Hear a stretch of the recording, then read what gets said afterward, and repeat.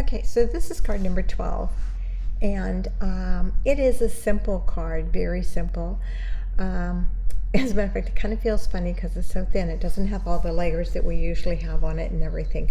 So what I wanted to show you with this card is how you could use those 4x6 and 3x4 pieces of the 12x12 that are already designed to be cut out and used as a card front.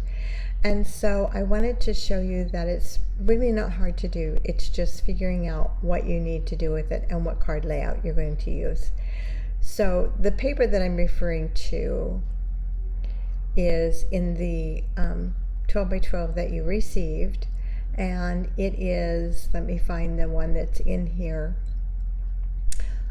It's the one with the green leaves on one side, and I just passed it and I'm gonna have to go back to it again. And so I know it's in here. It's more towards the back. And of course these packets have been rearranged because I pulled everything out and put everything back in. So it is that one right there. So it has the green leaves on the back, and so no, yes, it's this one. So it's this 12x12, and so you can see that it kind of has those different panels on it. So if you look, I've used them for other cards. The one in the top right we used, and so I wanted to show you how to use this one since it's such a large one and it's already set up. So this card fold is very, very simple. It just has a picture on the front basically and a little trim on the side to coordinate with it, and so it's just real easy to do. So let's get started. Oh, the little note, just a note, that came from the Infirma pack. That is part of it. It's called Greetings for All Mix and Match, and that one, I love that pack. I've used a lot of those. We're going to use a few of them on the calendar coming up. And so, yeah, it's just been a really good pack of quick greetings. So we'll open this up. This is our card base here. And you're just going to use your bone folder to burnish the score line on that. And this is the piece that's going to go on the side. So I cut this at like 5 1/4 and then just trimming it down, and then I went ahead and cut the strips, the sizes that I needed, and those sizes are in the instructions. So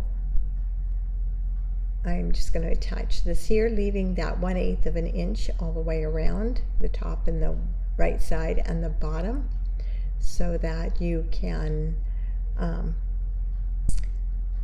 close that flap and know that it's going to be in the right place. The next piece I'm going to put in is going to be the basic white piece, and it is only goes one way, so you have to find the right way, and that is not it. So you have to rotate it and find the way that it goes in.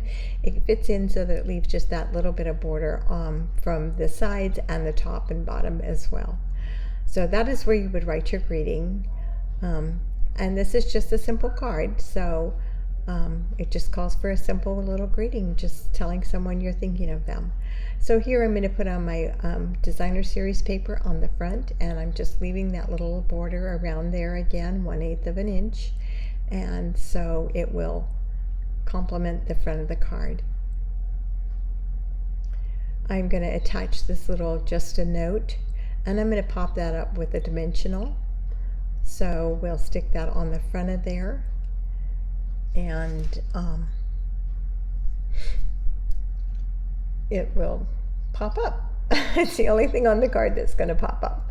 So yeah, it's just real easy, and that's just a scrap of a dimensional. I just cut an edge or tore off an edge since my dimensionals are running low. So you could put some bling going up the little I want to call him a worm, caterpillar. That would be cute.